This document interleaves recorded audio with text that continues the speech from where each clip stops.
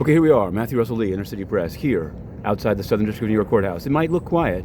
This is a pen where Gaza-related protests often take place, but today is the kickoff of the trial of the former president of Honduras, Juan Orlando Hernandez, and we're heading there. It'll be jury selection at first, but then there'll be opening statements. His brother was found with a golden gun and cocaine and with an H pressed into it, filmed at a Denny's in Tegucigalpa. He lost a trial and got life plus 30 years. That's the first stanza of the Tony Hernandez story. This is the Juan Orlando Hernandez story, and it begins today.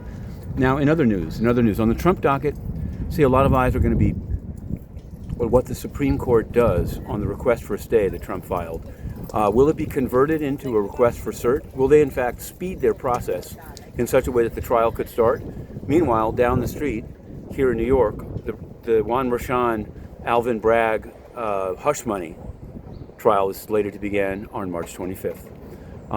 Now, in financial news, which we cover, but this was a big one. Yesterday, President's Day, it became clear that Capital One will be trying to buy Discover. It's totally anti-competitive.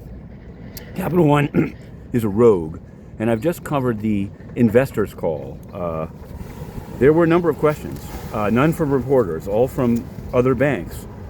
KBW, Toronto Dominion, UBS, Morgan Stanley, and the last question, a JP Morgan analyst saying, I'm not big on saying this on calls, but congratulations, guys. Meanwhile, Rich Fairbanks, the CEO, bragged about his communications with the regulators and said there's going to be customary approvals. We submitted a FOIA request to both the Federal Reserve and the OCC. So there's that.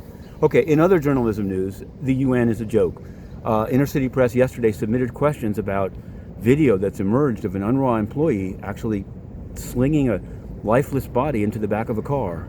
And not only did they not answer it, but no one that they let in asked about it. Today at 10, there will be a vote on an Algerian and apparently also a U.S.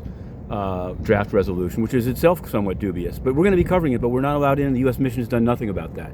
The UN is totally corrupt. But Juan Orlando Hernandez trial coming next. El juicio de Juan Orlando Hernández empieza hoy y estamos ahí.